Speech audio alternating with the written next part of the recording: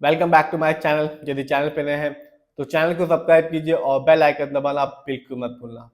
ये वीडियो सिर्फ और सिर्फ एजुकेशनल पर्पज है, ना हम खरीदने की सलाह देते हो ना ही बेचने की।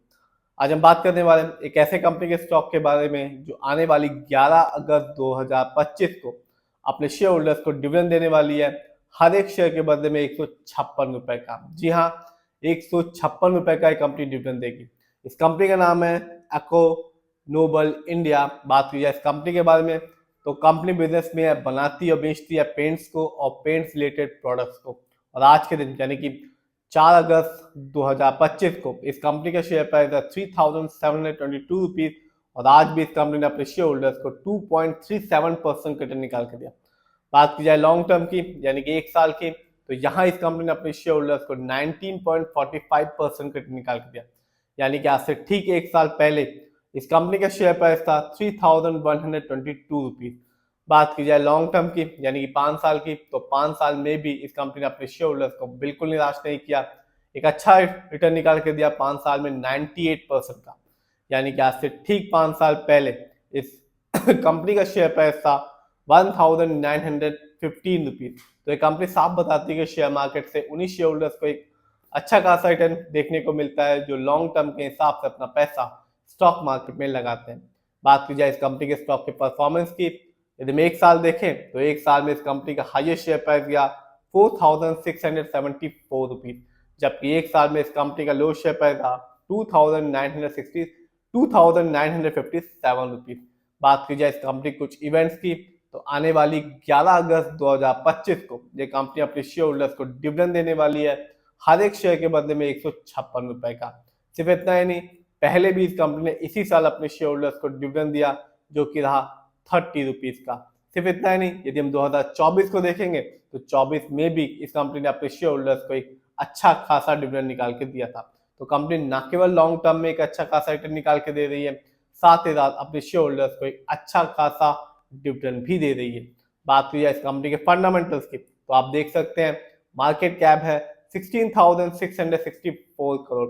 ये कंपनी लार्ज कैप की कंपनी है और लार्ज कैप की कंपनी का मार्केट कैप होता है 7,000 करोड़ से लेकर 20,000 करोड़ के बीच में या उससे ज्यादा का। बात की जाए इस कंपनी के पीबी रेशियो की, तो कंपनी का पीबी रेशियो है 12.46। शेयर मार्केट में किसी भी कंपनी का पीबी रेशियो अच्छा कहलाता है 1 या तो बिलो 3। जानते हैं इस कंपनी के पी रेशियो को यानी कि इंडस्ट्री पी को, तो कंपनी का इंडस्ट्री पी है 54.63। शेयर मार्केट में किसी भी कंपनी का इंडस्ट्री पी अच्छा कहलाता है 20 से लेकर 25 के बीच में। इंडस्ट्री पी से यह पता चलता है जो कंपनी के स्टॉक है मार्केट में चीप है या एक्सपेंसिव है। जानते हैं इस कंपनी के डेट टू इक्विटी को यानी कि लोन कर्ज को, तो वो है 0.05। कह सकते हैं ना के बराबर लोन कर्ज है इस कंपनी पे।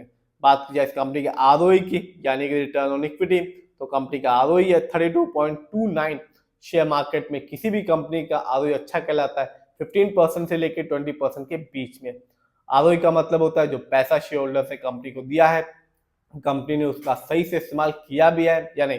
जब भी किसी कंपनी का आरओई हाई होता है या पॉजिटिव होता है तो बताता है कि कंपनी ने हमारे पैसे को सही जगह ढंग से इस्तेमाल किया है, इसे लॉन्ग टर्म में एक अच्छा खासा रिटर्न देखने को बनता है। और जब भी किसी कंपनी का आरओई कम होता है, नेगेटिव होता है, तो साफ बताता है कि कंपनी ने हमारे पैसे को सही से इस्तेमाल नहीं किया, जिससे लॉन्ग टर्म में रिटर्न पाने की संभावना कम हो जाती है।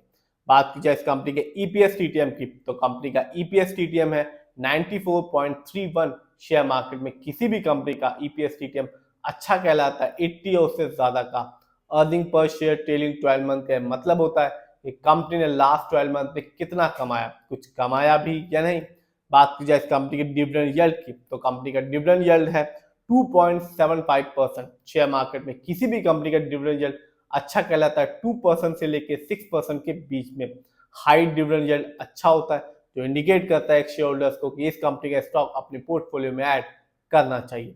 बात की जाए इस कंपनी के फाइनेंशियल कंडीशन की, तो हम यदि देखें तो जून क्वार्टर में इस कंपनी का रेवेन्यू रहा 1004 करोड़, जबकि 2025 में जो साल अभी चल रहा है इस कंपनी ने रेवेन्यू के मामले में अर्न किया 4119 करोड़।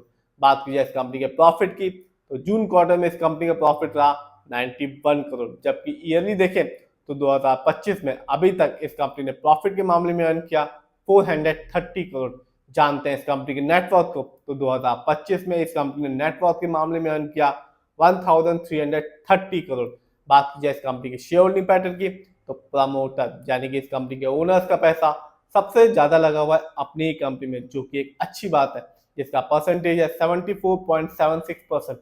जबकि दूसरे नंबर पर आता है रिटेल एंड अदर यानी कि हम लोग का पैसा इस कंपनी में लगा हुआ है 12.92% का। जबकि तीसरे नंबर पर आता है म्यूचुअल फंड, जिनका पैसा इस कंपनी में लगा हुआ है 6.23% का। तो कंपनी का न केवल फाइनेंशियल अच्छा है, शेयर होल्डिंग पैटर्न भी अच्छा है और फंडामेंटल भी अच्छा है।